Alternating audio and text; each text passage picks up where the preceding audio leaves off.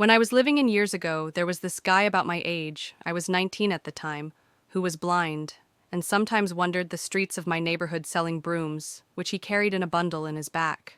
He didn't have a dog or anything, just a staff.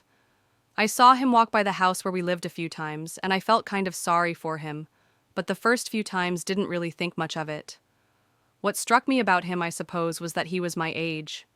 Normally, poor people on the streets are very old, or very young, or maybe women with children.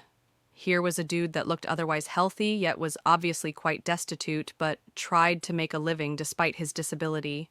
And believe me, it's quite different to live with a disability in a country like that than it is in France or the US.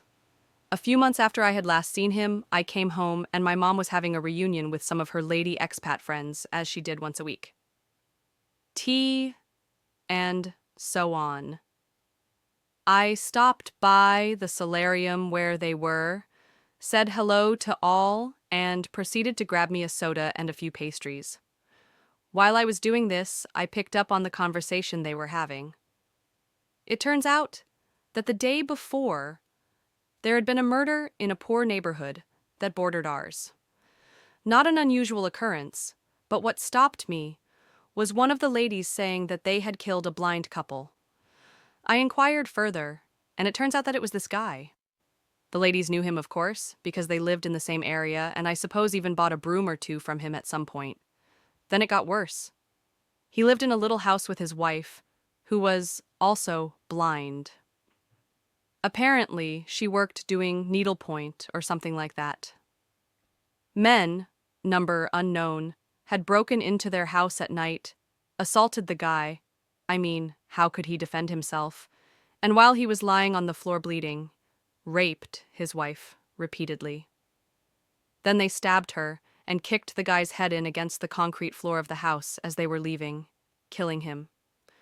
She was still alive when they found her the next morning, but she died later. These were two disabled kids who had rallied against poverty and discrimination and tried to make it in the world on their own. They didn't deserve it. I think this has stuck with me over the years as something very sad, because I always remembered seeing the guy walking slowly with his staff clicking on the pavement, yelling out brooms, brooms, and I wanted to come over and talk to him, ask him what his name was, if he had been born that way, and maybe help. Hell, maybe even buy a broom I didn't need.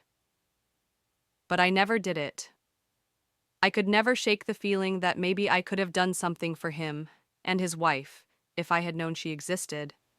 That maybe I could have prevented that from happening to them. His name was Ernesio, and his wife's name was Zoila. I never saw or met Zoila, but I think I'll remember her and his husband until the day I die.